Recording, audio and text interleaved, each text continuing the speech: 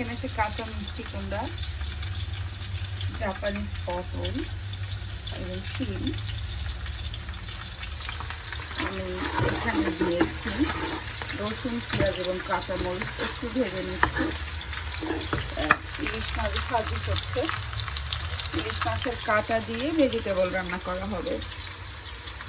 পেঁয়াজ, মরিচ এবং রসুন একটু ভাজা ভাজা করে আমি পানি দিয়ে একটু কষিয়ে নিলাম।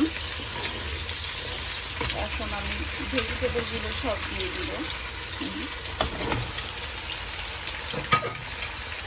একটু কষিয়ে পানি, হলুদ পানি দিয়ে দিব।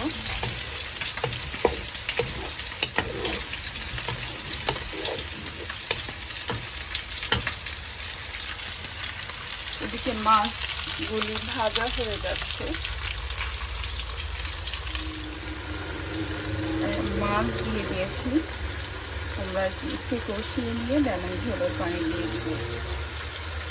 খুবই ইজি পদ্ধতিতে ইলিশ মাছ দিয়ে ভেজিটেবল রান্না। আপনারা জানেন ইলিশ মাছে অত বেশি মশলা ইউজ করার দরকার হয় না, শুধুমাত্র একটু কাঁচামরিচ, পেঁয়াজ এবং ঝাল দিয়ে, রসুন দিয়ে রান্নাটা শেষ করে ফেলা যায়। ঝোলের পানি দিয়ে দিয়েছি। একটু 10 থেকে 15 মিনিট জাল হবার পর নামিয়ে ফেলবো। রেডি হয়ে যাবে মিষ্টি কুমড়া, চাইনিজ পটল এবং সিম দিয়ে ইলিশ মাছের কাঁটা দিয়ে রান্না। খুবই ইজি পদ্ধতিতে। আপনাদের সবার কাছে অনুরোধ থাকবে প্লিজ একবার হলেও ট্রাই করবেন। ভীষণ মজাদার এই তরকারিটি। রেডি হয়ে গেছে মজাদার শিম, কাঁচা কুমড়া এবং চায়না পটলের সাথে ইলিশ মাছ। আমি এখনই নামিয়ে ফেলবো।